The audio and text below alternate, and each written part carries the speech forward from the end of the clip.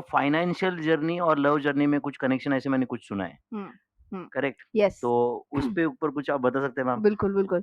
तो इनफैक्ट कई सारे लोग ऐसे बोलते हैं कि यार ये जो इयर्स होते हैं इसमें अगर आप आपकी लव जर्नी चालू करते हो तो आपका ध्यान भटक जाता है।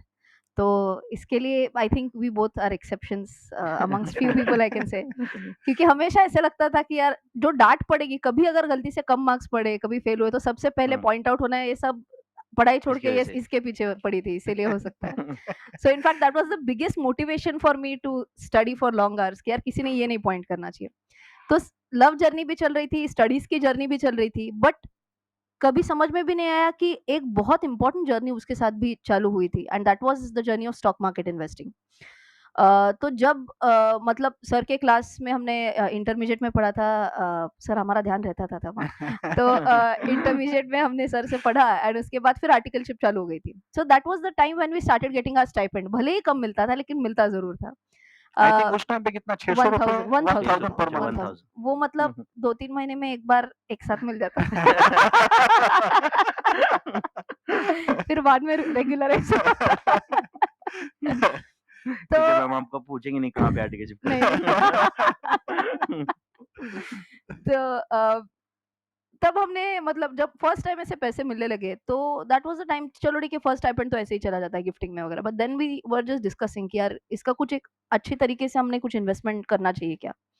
बट टिपिकल मराठी फैमिली से हम दोनों बिलॉन्ग करते हैं तो stock market is something which is not to be even looked at. ये हम दोनों के घर में बहुत एकदम हुँ, हुँ। मतलब ऐसे काळ्या दगडावरची पांढरी रेष म्हणतो तसं आहे अगदी अक्षरशः की ओके। नहीं देखना ही नहीं है स्टॉक मार्केट की तरफ something like that. But then सबसे पहले रिबेलियस मेरा भाई था जिसने स्टॉक मार्केट में इन्वेस्टिंग चालू किया था। तो मैंने कहा चलो भाई के साथ-साथ थोड़ा सीख लेते हैं क्या ऐसे मन में था but I was not really confident about that.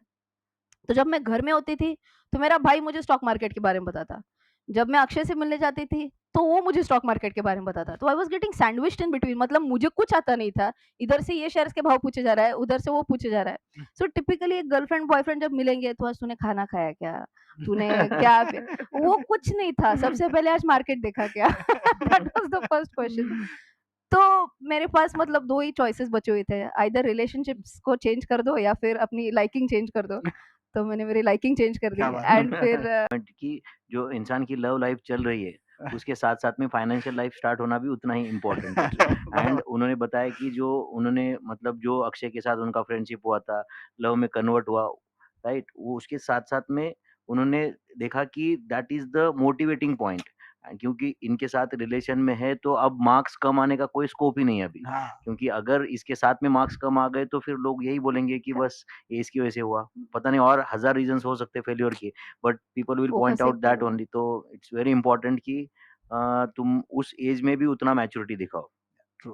Point कि जो इंसान की लव लाइफ चल रही है, उसके साथ-साथ में फाइनेंशियल लाइफ स्टार्ट होना भी उतना ही इम्पोर्टेंट है। एंड उन्होंने बताया कि जो उन्होंने मतलब जो अक्षय के साथ उनका फ्रेंडशिप हुआ था, लव में कन्वर्ट हुआ, राइट? वो उसके साथ-साथ में उन्होंने देखा कि that is the motivating point क्योंकि इनके साथ रिलेशन में है तो अब मार्क्स कम आने का कोई स्कोप ही नहीं है अभी। हाँ, क्योंकि अगर इसके साथ में मार्क्स कम आ गए तो फिर लोग यही बोलेंगे कि बस ये इसकी वजह से हुआ। पता नहीं और हज़ार रीज़न्स हो सकते हैं फेल्योर के। But people will point focus एक आउट पे दैट ओनली तो इट्स वेरी इंपॉर्टेंट कि तुम उस एज में भी उतना मैच्योरिटी दिखाओ।